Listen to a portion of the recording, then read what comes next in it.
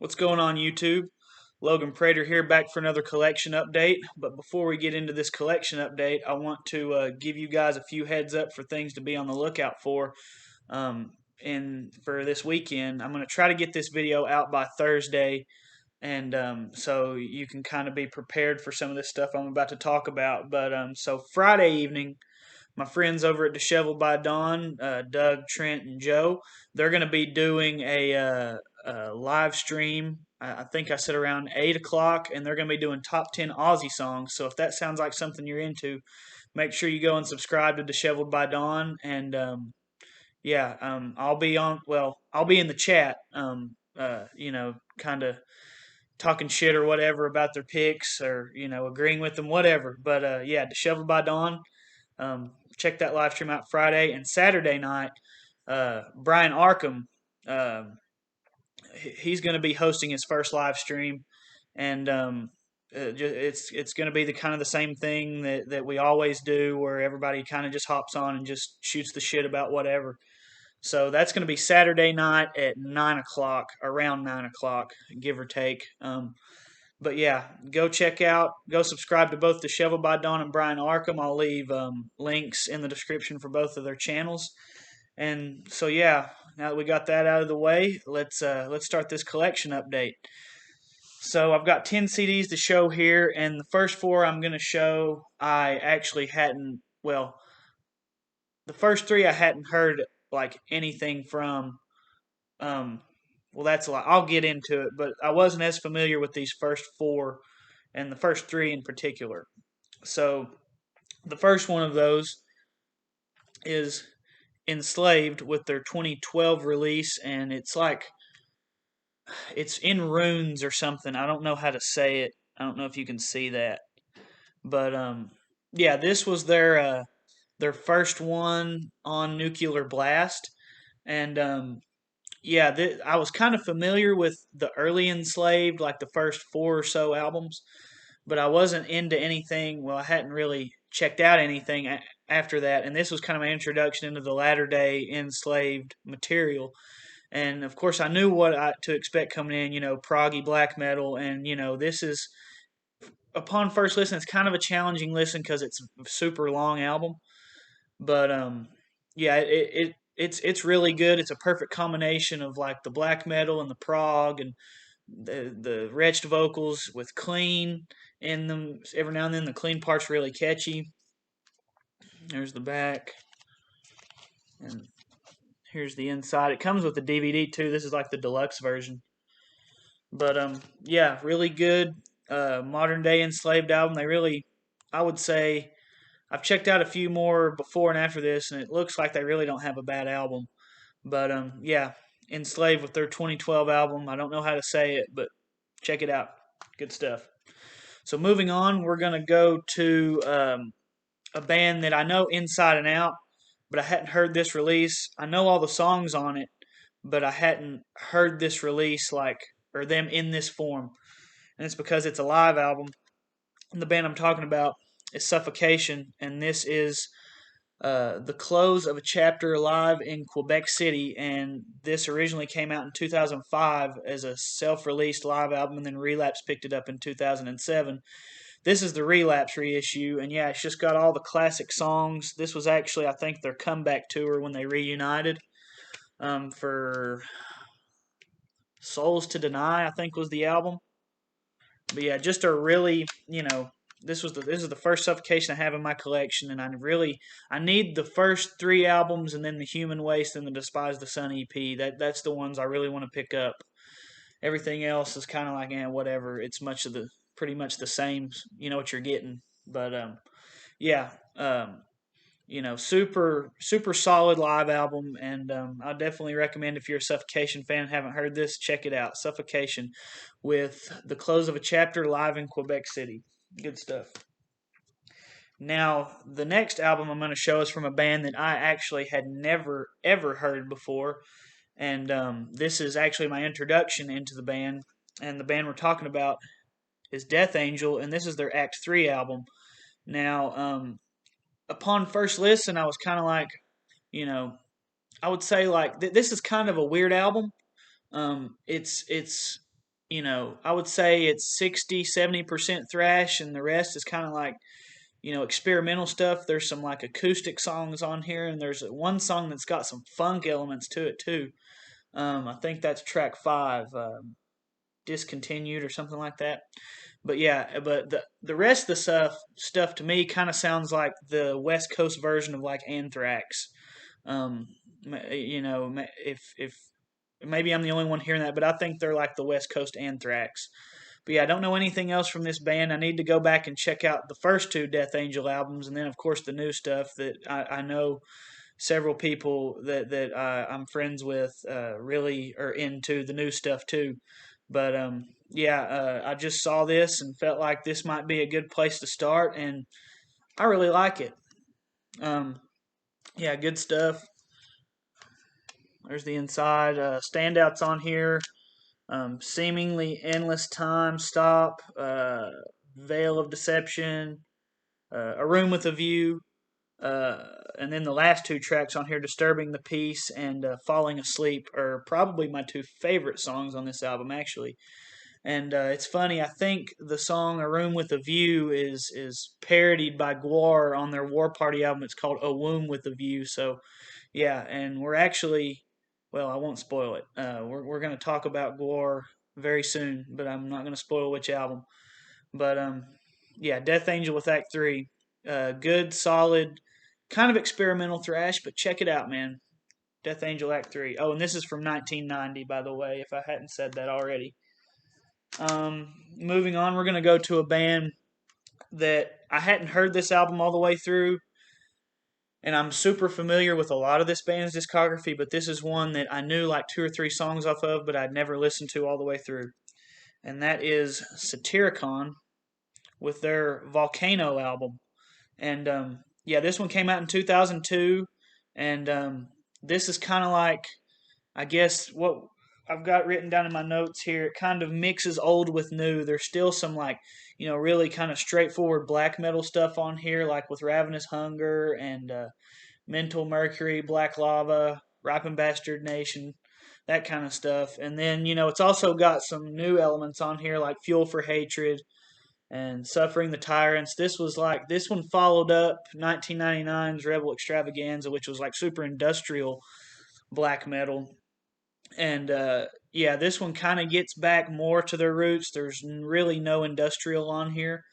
Um, there's the back. You know, I guess this was kind of like the transition album, because after this they would really get into more black and heavy metal with the last 4 albums they've put out. And so yeah, this was kind of like the last gasp of the old kind of sounding Satyricon, I would say, even though there's elements of new on there as well. And also, I just noticed this, and I want to say it's on one other album that I bought with this. Yeah, the Suffocation album too. This one has a hole punch through it, and so does this. So that means both of these were promo copies, which is really cool. I forgot to mention that.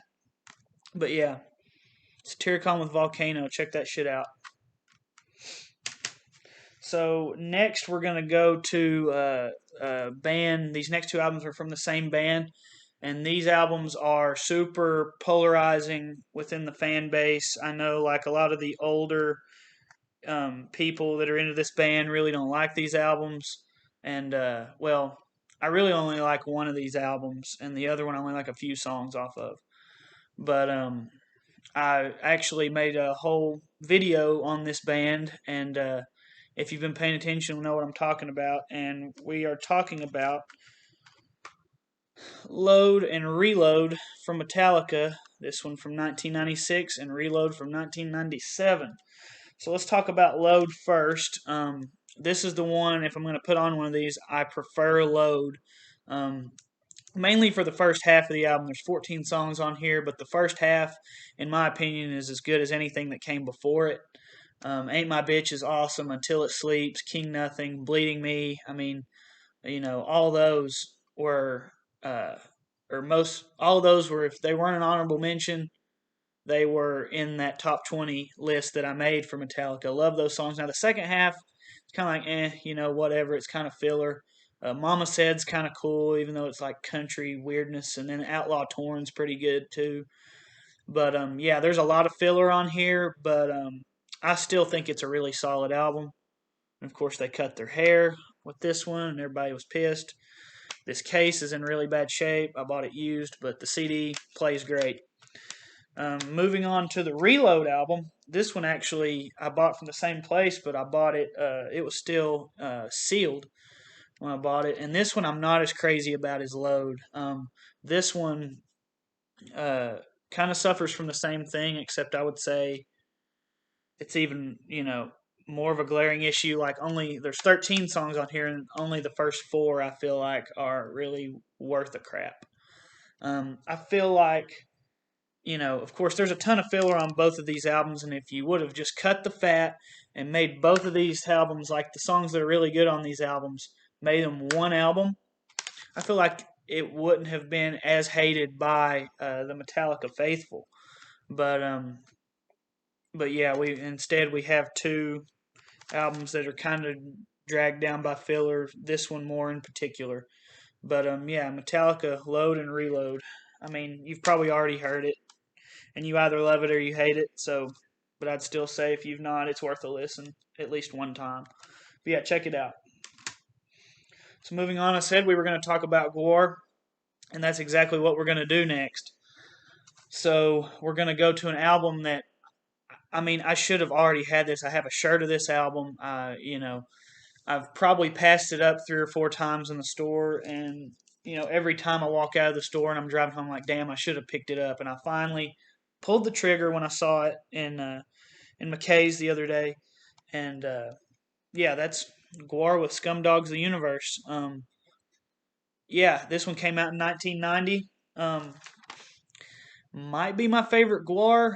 It's between this and Beyond Hell from 2006. But this is the classic GWAR album. If you want to get into the band, I would recommend this one and America Must Be Destroyed. Check those out first. But yeah, just an absolute classic album. It's super fun, kind of, just I would say more crossover thrash than straightforward thrash. But yeah, I mean, the Salamanizer, Maggots, Sick of You is like their biggest song. Slaughterama's awesome with Sleazy. King Queen, Horror of Yig. Sexecutioner's awesome. It's fun and raunchy, and it's fucking awesome. But yeah, check this shit out, man. I'm sure you've heard it already. GWAR with Scumdogs of the Universe, one of my favorite bands.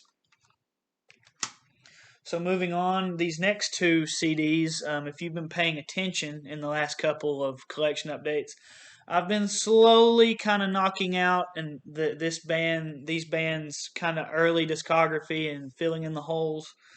And so this first one, these next 2 should be no surprise. So we're going to go first, Danzig 2, Lucifuge. This one came out in 1990 as well. As I was writing the show notes for this episode, I realized there's 3 albums in this update from 1990, so I guess that year must have been on my mind when I was out CD shopping a couple weeks ago when I picked all these up. But yeah, Danzig 2, Lucifuge. I would say it's between this one and 4 that would be my favorite. I think I said the last time it was between 3 and 4, but after I picked up 3 and I've listened to it through, I would say compared to 2 and 4, I mean, that one just doesn't even really hold up as much. But yeah, between 2 and 4, that are my favorites. But yeah, there's the back. And, this one is just super classic, essential Danzig. The first 4 are. And, yeah, just, it's almost, I think when Razorfist did his Metal Mythos on Danzig, he described it as like just a fucking kick-ass fucking like blues metal album, and that's exactly what this is. I mean, Long Way Back from Hell, Killer Wolf, Her Black Wings, Devil's Plaything, those are all fucking really awesome bluesy songs. And this one actually has one of my most favorite Danzig songs on here, Snakes of Christ. That riff just, oh, that's just John Christ at his best, man. But show you the inside. This one's also, the case is kind of fucked up. I'm able to hold it up right there. This one actually has a neat looking like kind of fold out poster thing that I would totally hang up. If I can get all that in. Yeah. Oh, there's Chuck Biscuits. Okay. If I can get that glare off there. But yeah, super cool. Of course, the cover I would actually prefer, because the back of the CD is the cover for some CDs, and some of the vinyl too is this, and instead of the front cover, which it's got Danzig's Hard Nipples on there. But I mean, what's a Danzig album if there isn't some sort of shirtless photo or close up of Danzig on it? But yeah, it still kind of makes me uncomfortable to look at that. But yeah, Danzig 2, Lucifuge. I mean, you guys know it. If you haven't, check it out. Moving on, this next one should also be no surprise. And this is one, again, another band that I've been slowly knocking out, picking up their classic material. And again, this one's one of my favorite bands, In Flames with Colony. I don't know, somebody must have just be totally getting rid of their In Flames collection somewhere around here, because every time I walk into McKay's, like each time it's like one time I saw Clayman, and then the next time I saw Horacle, and then this time I saw this album, and I'm just like, what do these people? They must just don't have good taste in music, I guess. But yeah, Colony In Flames. This one came out in 1999, and this is just another classic In Flames album.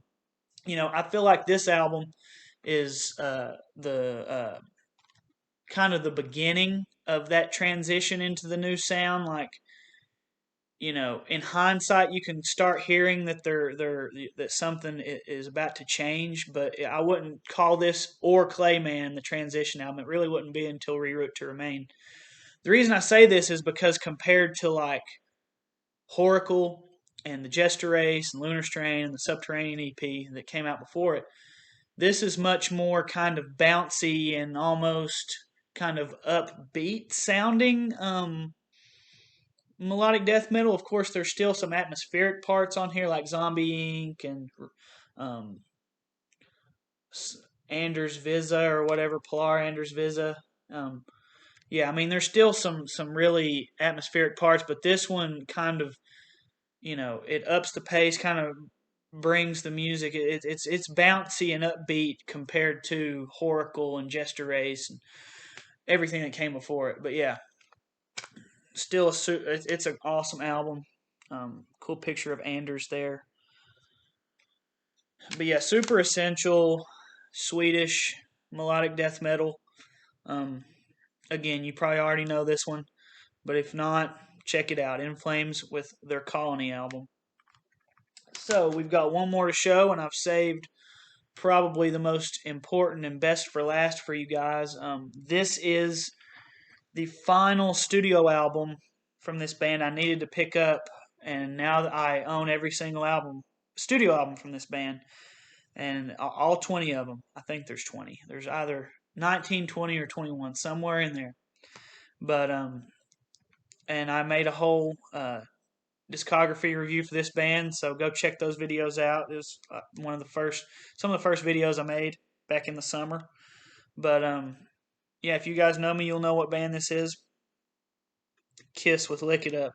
I finally have it. I've been looking for it out in the wild for so long. I didn't feel like ordering it off the internet, but yeah, I finally found it, and I passed it. Well, the thing is, I passed this up 1,000 times because it was kind of like with the British Steel from Judas Priest I showed in a previous video. That's kind of like, oh, this one will always be there. I'll pick it up eventually, And then when I finally needed to get it, when I was out shopping and stuff, it was like I could never find it.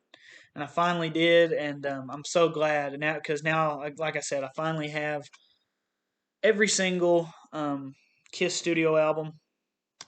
And yeah, this one, it's really good. This was their first one after they took off the makeup, and this is still kind of, I would say, the metal Kiss. Um, I would say like Creatures of the Night, this one, Animalize, and Asylum would be like the metal era of Kiss. And so if you write off Kiss, I would check out those 4 albums. You might be into them. They're kind of cheesy 80s metal. But yeah, this is just a super killer album. Exciter, awesome stuff. Of course, Lick It Up, Young and Wasted, All Hell's Breaking Loose, A Million to One, which is one of my favorite Kiss songs, and one of actually my favorite Gene songs from the Unmasked era is "And on the Eighth Day." That one's really cool. But yeah, super. Just if you know me, you know I love Kiss, and I really like all their albums. I wouldn't say I love every one of their albums, but I don't think they have a bad album. But yeah, Kiss Lick It Up, man. I finally have it. I finally have all the Kiss studio albums, and so now I got to pick up all the live albums and the solo albums. I only have to pick up Gene and Paul's solo albums now, but yeah, finally knocking out all the Kiss studio albums so I can get to the other stuff in their discography. So yeah, that's all I got for you guys today. Again, be sure to check out the Shovel by Dawn stream on Friday night and Brian Arkham stream on Saturday night. They both should be fun. And yeah, stay safe, stay healthy, and keep it metal, guys. Thanks for watching.